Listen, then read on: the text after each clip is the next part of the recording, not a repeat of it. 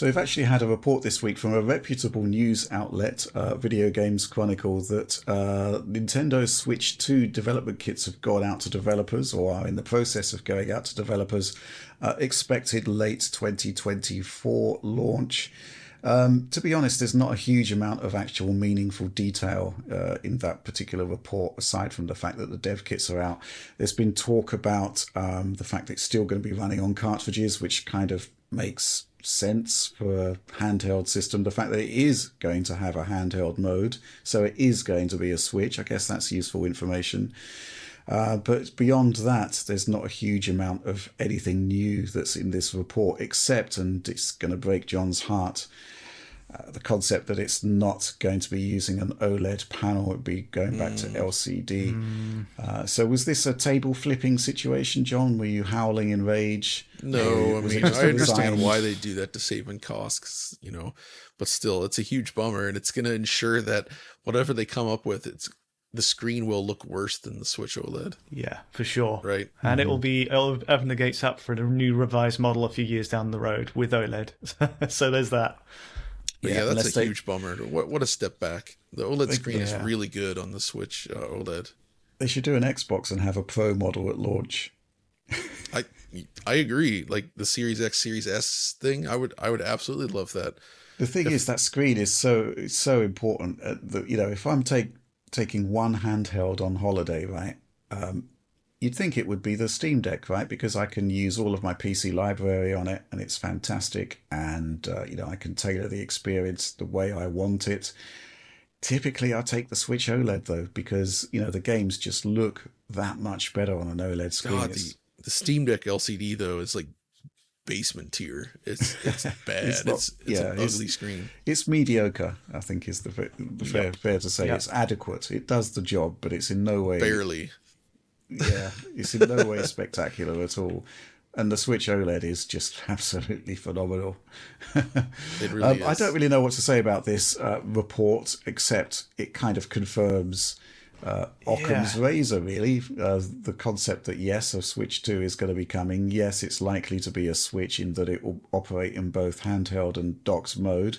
We discussed that a while back. It's kind of a situation where Nintendo can't go back because they've redeployed their development studios from working on mobile and home consoles into a single unified entity, which has delivered phenomenal success.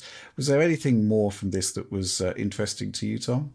I think there was a small point made by Christopher Dring, writer at GamesIndustry.biz, who's interviewed in the article. He mentioned that it's a good point that the timing is interesting because it's kind of mid-cycle, where PS4 and Xbox One released, and then Switch kind of arrived 3 to 4 years later. This new console from Nintendo is doing the same relative to Sony and Microsoft's latest consoles. So that's quite interesting. And I think it's also, a very realistic date, time frame to work around, given developers will need time to ramp up their output for this new console and wind down the development on Switch. Obviously, there's points about the back compat support in there, which I think we've talked on before, but obviously being cartridge based, being portable, all kind of supports the idea that it might be, but we'll have to see. There have been some sort of parallel rumours, probably less well sourced, that the internal storage of the Switch 2 is going to rise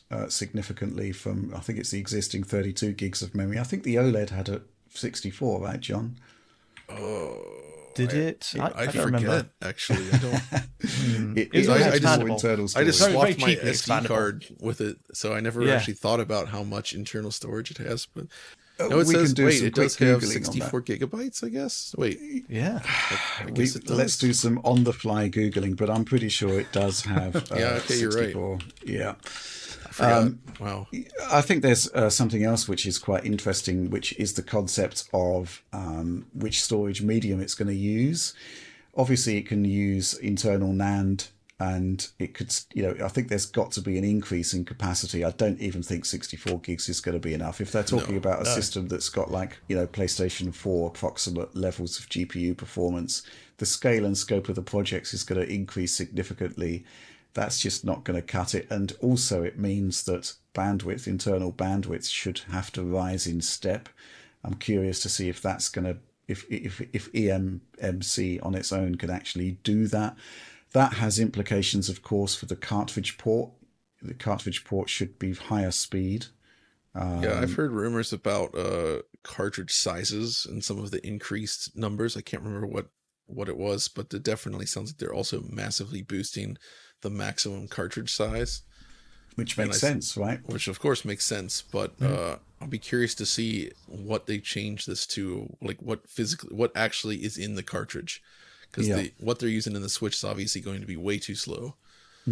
So there are implications also for decompression, which was actually a bit of a bottleneck on the Switch. That's why we had that quote-unquote boost mode for Switch, where basically during loads, they unlocked the limitations of the CPU, ran it at full 1785 megahertz, just for the duration of the load, simply to speed up loading.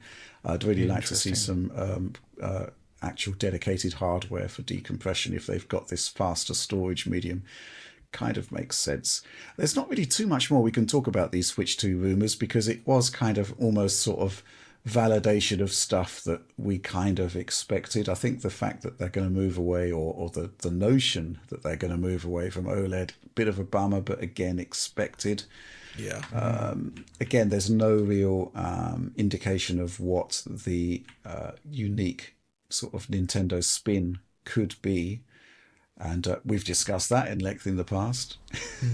Yeah. So yeah, this was an interesting report, and it was good to see some kind of semi-official sort of timescales being added, but it just kind of emphasizes what we were expecting anyway. Anything to add to that, really? I don't think so. No. Not really. We've talked about it for a lot this one. We've been waiting a long time for a Switch successor. Yeah. So absolutely. Yeah, I'd have loved to have seen one this year, but I guess next year makes sense from so many different perspectives. You know, cost of production, the fact that Switch is still a juggernaut game system. You got to imagine they're pretty nervous about this transition, right? Because Nintendo has not traditionally succeeded all that well when it comes to transitioning to a new generation, outside of like the Super NES, I suppose. It's all going to be down to back compat. What's going to happen there? I think that's one of the key factors. But yeah, like for the management of Nintendo, this is going to be a scary proposition to go from what's basically their best-selling system console to doing a follow-up to it. Like, how do you make that work? I hope they find a way. I guess we're going to find out. I'm sort of hoping beyond hope for backwards compatibility. I think it's essential if they are basically giving up on the concept of the gimmick, as it were, and moving into, you know, the idea that they're settled on this hybrid console, which I think is probably the best way forward. I think people are going to be expecting to take their prior generation libraries with them. So yeah, I guess that's that.